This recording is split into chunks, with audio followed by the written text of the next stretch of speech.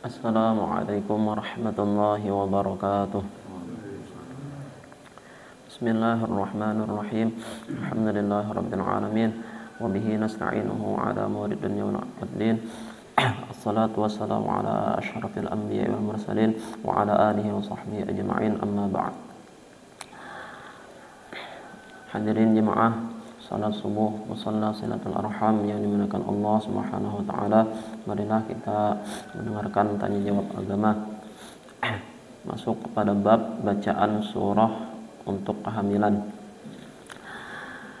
Tanya, apakah bacaan surah Yusuf dan surah Maryam dalam Al-Qur'an ada khasiatnya pada kehamilan seseorang? Pertanyaan dari Muhammad Fauzi Arba dari daerah Wates, Kulon Progo, Yogyakarta. Jawab, membaca Al-Quran suatu ibadah. Bacaan Al-Quran yang diniati dengan ikhlas, beribadah semata-mata karena Allah dengan tartil, direnungkan maknanya, akan berpengaruh baik bagi batin seseorang. Karena Al-Quran adalah petunjuk, rahmat dan obat rohani bagi manusia yang beriman, sebagaimana disebutkan dalam surah Yunus ayat 57. Sehingga kita semua dianjurkan untuk banyak-banyak membaca Al-Quran serta merenungkan maknanya. Anjuran itu ditunjukkan kepada orang yang sedang hamil maupun tidak. Ketenangan jiwa bagi orang hamil memang ada pengaruhnya bagi kehamilannya, sehingga orang hamil tidak lepas dari anjuran umum untuk banyak-banyak membaca Al-Quran sebagai ibadah semata-mata karena Allah. Al-Quran bukan hanya surah Maryam dan surah Yusuf, karena memang tidak ada dalil yang kuat kalau dengan membaca dua surah tadi ada membawa khasiat pada kandungan seseorang. Yang jelas, bacaan Al-Quran yang baik dan ikhlas akan membawa ketenangan hati.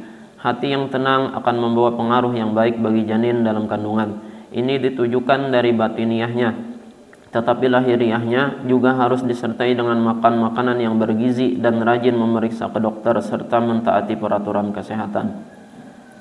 Yang kedua, tentang ayat Al-Quran untuk obat dan lain-lain. Tanya, bagaimana hukum menggunakan tulisan ayat Al-Quran untuk obat atau untuk sarana supaya cerdas?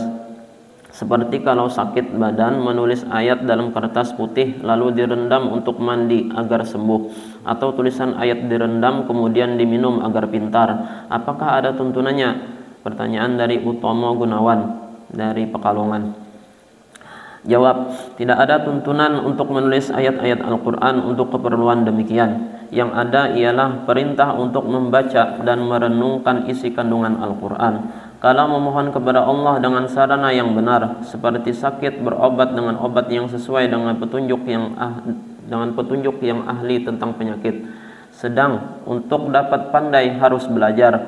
Kesemuanya disertai dengan memohon kepada Allah dengan cara yang dituntunkan agama, dengan penuh kesabaran dan dengan rajin melakukan salat sesuai dengan firman Allah dalam surah Al-Baqarah ayat 45. Demikian pula tersebut pada ayat 153 yang artinya, hai orang yang beriman, mintalah pertolongan kepada Allah dengan sabar dan salat. Jadi, di samping usaha lahiriah yang benar, juga menggunakan usaha batiniyah dengan selalu memohon kepada Allah untuk mendapatkan yang kita inginkan. Tidak dengan cara menggunakan ayat yang ditulis kemudian diminum, digantungkan pada badan tersebut yang dapat membawa kesyirikan, seperti hadis riwayat Al-Hakim dan Ahmad di bawah ini yang artinya, sesungguhnya jampi-jampi, tangkal-tangkal dan tiwalah adalah syirik. Hadis riwayat Ahmad dan Al-Hakim. Alhamdulillah telah kita dengarkan dua tanya jawab agama.